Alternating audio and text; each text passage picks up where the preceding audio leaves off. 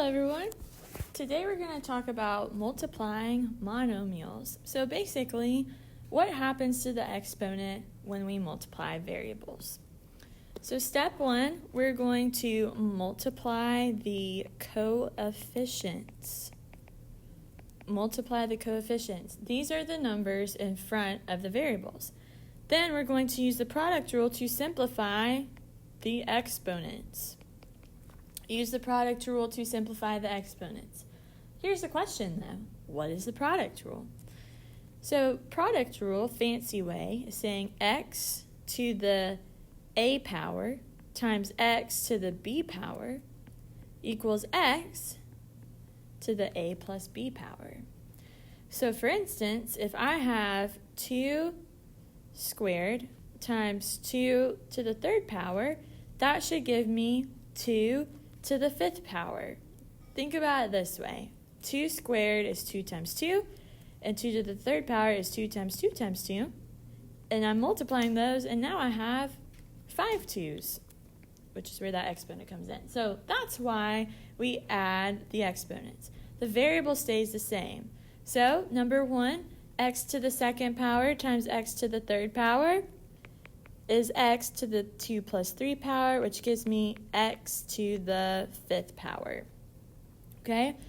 Now, you might be saying, Ms. Henderson, you've missed step 1, multiply your coefficients. So invisible 1's in front. 1 times 1 is 1. So we have 1 x to the fifth power that simplifies just to x to the fifth.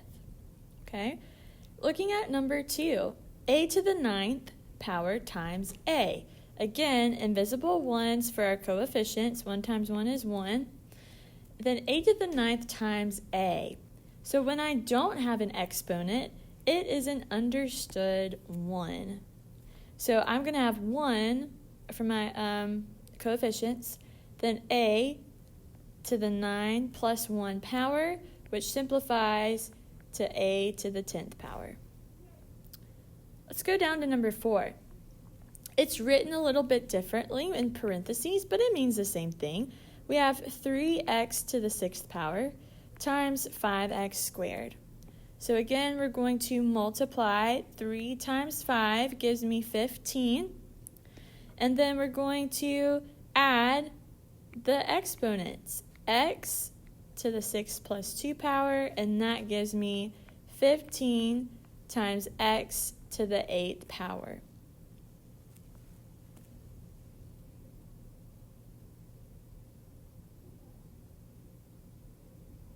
Okay, let's look at number 7. Or let's look at number 5. Just kidding. 5 times 6 is 30. X squared times x to the 4th. I add 2 plus 4, and that gives me x to the 6th power. Looking at number 7, we have multiple variables, but the same thing still applies. We're going to do 8 times negative 3 is negative 24. And now we'll do x's. X to the 4th times x to the 4th. 4 plus 4 gives me x to the 8th. And now we'll do y's. Y squared times y to the 9th. We add 2 plus 9 to get y to the 11th power. Number 8, now we have 3 terms. Still going to do the same thing. 2 times negative 5 is negative 10. Negative 10 times 3 is negative 30. And then all we have are y's. So y times y squared times y to the 3rd. Remember, y has an invisible 1. So we have 1 plus 2 is 3, plus 3 is y to the 6th. Looking at number 10, 6m times 7m squared n times n to the 4th. Now, these have variables with different, terms with different variables going on, but still the same thing, still the same process. We're going to do 6, the coefficient, 6 times 7, an invisible 1 here. So really 6 times 7 is 42. Next, let's look at the m's. We have m and m squared. So exponent is 1 plus 2, gives me m to the third power. And then when I look at n's, all we have is n and n to the fourth. That has an invisible 1. 1 plus 4 is 5. Looking at number 13, or number 11, excuse me. 8 times 10 is 80. C squared times c to the third. 2 plus 3 gives me c to the fifth. And then d times d to the fifth is d to the sixth. Remember, this has an invisible 1. 13 and 14 throw in some fractions, which is fine. We got this. Negative 6 times a half. What's half of negative 6? Negative 3. Next, let's multiply the a's. A squared times a. Remember, that's like a to the first power. Add those exponents, we get a to the third. And then b times b. That's 1 plus 1 for my exponent, which gives me b squared. Number 14, 12 times 2/3 is going to give me 8. Now looking at my variables, I have y and x. So x comes first in the alphabet. It's just one x, like nothing else to multiply. So we're going to bring that down.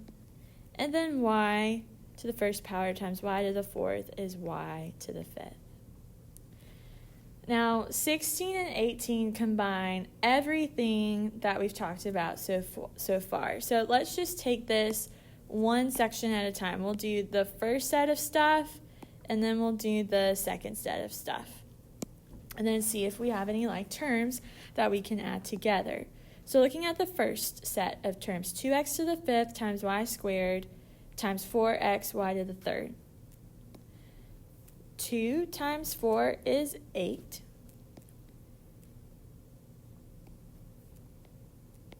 X to the fifth times x, which is to the first power, is x to the sixth. Y squared times y cubed is y to the fifth. We're adding exponents. All right, second one. Invisible 1 here, so 1 times 3 is 3. X to the fourth times x squared is x to the sixth. Y to the fourth times y is y to the fifth. So here's the question. Are these like terms? Do these have the same variables and exponents? Well, they both have x's and y's, and it's both x to the sixth and both y to the fifth. So we can add these. So I have 8 of those things plus 3 of those things gives me 11 of those things. 11 x to the sixth, y to the fifth.